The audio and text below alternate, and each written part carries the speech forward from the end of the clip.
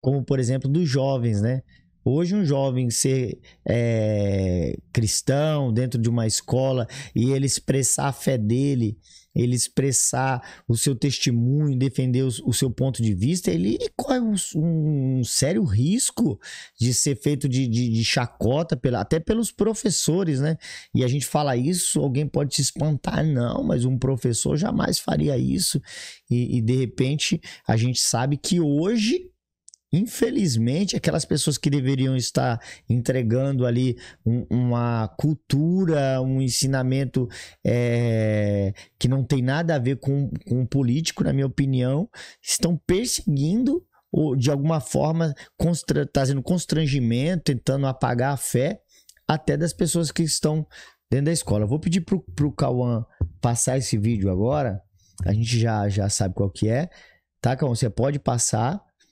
E aí a gente vai comentar um pouquinho dele depois. Eu quero que você até comente ele depois, se quiser passar no seu aí pra ver também, tá? Uhum. Pode colocar. De que livro você tirou isso? De que importa? Eu estou falando a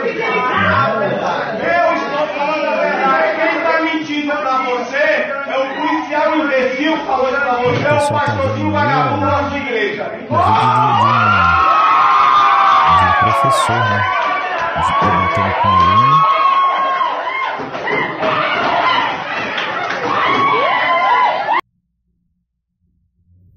E o vídeo encerra ele ofendendo a criança, tentando atingir o pastor, né, do rapaz. Qual que é a ofensa? Pastor vagabundinho. Olha aí, vai saindo aí. Pastor vagabundinho. Agora sim, o professor na sala de aula, que tipo de educação é essa? Isso tem a ver com ensinamento? Um professor numa sala de aula onde deveria ser referência de inteligência, né? Porque ele é um professor, ele teria que ser inteligente, tolerância para se comunicar ali, né? O amor, né? Onde que tá o amor? As religiões, né? Onde que tá o amor? As pessoas falam tanto de um amor, que o amor venceu. Parece que não tem amor aí. Esse cidadão aí, que claramente deve ser uma pessoa sem nenhum escrúpulo, porque numa sala de aula a última coisa que ele tá fazendo é ensinando, ofende a polícia, ofende o pastor do rapaz, que ninguém sabe, porque se ele tivesse algum tipo de caráter, ou algum tipo de discernimento, ou se fosse uma pessoa coerente, ele deveria chamar o garoto e até o pastor desse garoto e falar, você está ensinando errado, né? Porque se chega, por exemplo, seu filho é tratado dessa forma, você não iria até o professor e falar, espera aí, você me conhece de onde? Né? Você... baseado no que você fez essa acusação. Mas assim, hoje perde a força porque parece que a mídia gosta disso. A galerinha que estava ali em volta começou a vaiar. E eu vejo isso como uma perseguição para aquele jovem dentro da própria sala de aula, né? E não é o único caso. Tem vários casos, teve outros casos aí. Tem um caso de um rapaz que estava querendo defender que o trabalhador e tal, e ele defende que o criminoso também é trabalhador na sala de aula. Então, eu... tem carteira assinada pro assaltante.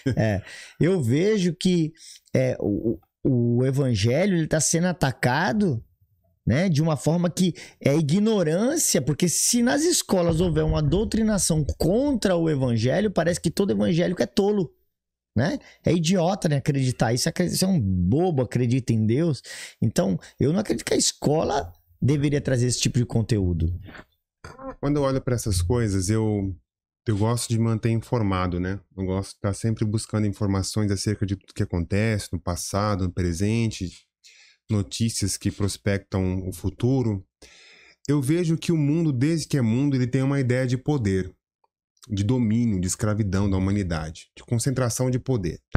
Se você olhar para o passado, você vai ver grandes impérios que tentaram isso. Alguns foram bem-sucedidos por um tempo, outros nem tantos, mas houve sim grandes impérios. O romano, o do Alexandre, até o Império Chinês, uma certa época, japonês. Então sempre houve essa ideia de controle, né? Você vê que quando, voltando ao assunto lá, na própria época de Jesus, quando ele ressurge, ele é dito, acho que por 500 pessoas é visto ali, ou até mais. Me parece, tá? Me parece que as autoridades não tiveram acesso para conferir. Elas ouviam os rumores de que as pessoas tiveram um contato com Cristo. Ele não foi no tribunal lá e falou assim, eu aqui.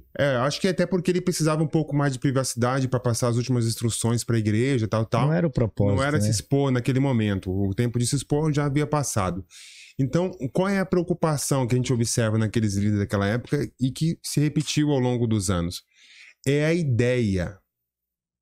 O perigo para pessoas, para sistemas que tentam escravizar civilizações é a ideia, uma estrutura de pensamento. Então, vem se criando, não hoje a gente vê isso mais transvestidos de um movimento de esquerda, mas ao longo da história isso sempre ocorreu, esse mesmo pensamento de desestruturar qualquer tipo de grupo que tenha um pensamento, uma filosofia, uma ideia fixa que o mantenha unido.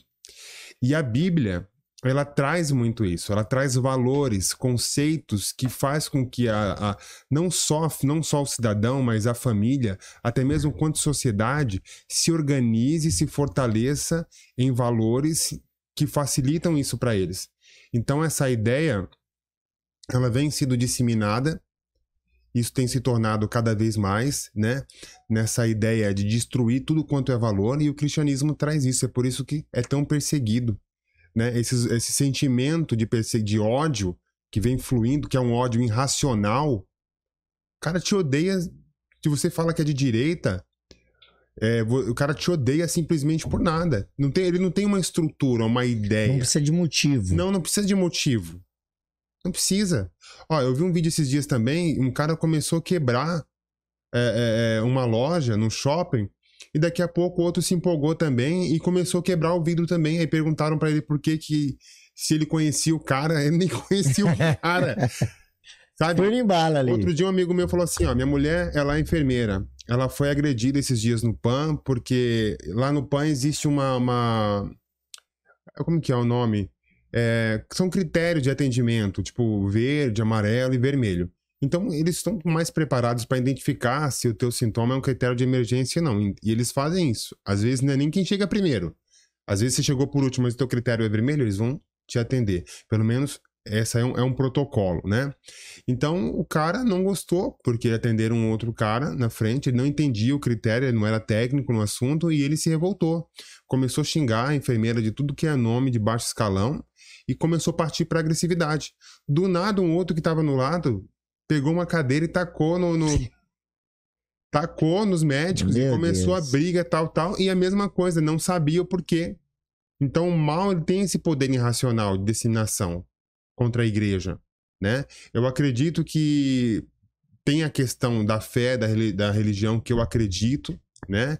No valor, na essência do evangelho, mas principalmente para uma sociedade que não compreende esses valores, é a questão dos valores morais, familiares que a igreja defende. Isso é contra qualquer ideia de domínio. O evangelho liberta a moralidade, pessoas. Ela quebra, né? Ela quebra. Então, tipo assim, você vê o que se vê hoje nas escolas, nas faculdades, etc. Uma doutrinação. Se você, como o senhor mesmo falou, se isso você vai contra, você é um termo que é usado hoje, você é cancelado. Então você perde a oportunidade de crescer na parte acadêmica, profissional, você perde ciclo de amizades, você é literalmente cancelado pela sociedade. Mas graças a Deus que ainda existem pessoas que estão dispostas a defender esses valores, a lutar pelo evangelho. Mesmo em meio à perseguição, né? Eu acredito que a igreja ela é viva, né? Eu não acredito que esse tipo de perseguição ela consiga afetar a igreja de uma forma grave, mas é o perigo que se causa a longo prazo, desconstruindo a pessoa ali, causando um certo receio, porque às vezes a pessoa ela tá num fervor ali, ela escuta aquilo e ela cai para dentro, ela tem hombridade, defende, tá do lado do irmão, apoia, mas às vezes não. Às vezes o jovem tá começando, não tá com aquele fervor, aí já se encolhe, aí com medo de ser também cancelado, de ser sofrer algum tipo de bullying, né? Sofrer algum tipo de perseguição, aí finge que concorda, né?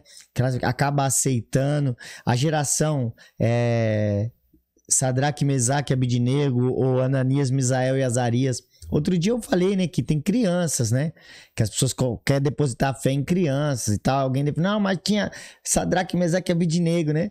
Eu até quero falar que quando você conhecer um outro Sadraque, Mesaque e Abidnego, me apresenta, porque os caras... Eram referências, né? Eles... Todo mundo foi escravizado e eles foram tirados ali como elite, né? É verdade. Então, tem gente hoje que representa bem o evangelho, jovens que representam bem o evangelho. Só que eu não vou colocar a minha confiança neles e nem a minha fé neles. Se eles se honrarem, glória a Deus. Minha fé é em Jesus, entendeu?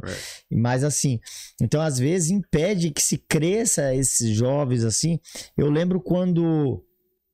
Eu assisti um episódio de Malhação, isso aí há muitos anos atrás, quando existia a Malhação, que era uma academia.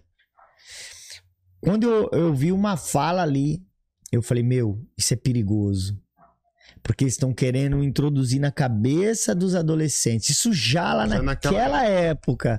Uma rebeldia contra os pais e contra a fé. Lá naquela época, eles querendo fazer uma inversão de valores, querendo já trabalhar que os pais não podem decidir a vida dos filhos. Os filhos, eles têm direito de fazer as escolhas deles, né? E tal, e aquele trabalho. Eu falei, isso é perigoso demais, cara. Já naquela época. O resultado, às vezes você vê na geração Z. Às vezes você vê na geração Z. Mas assim, voltando aqui pro assunto.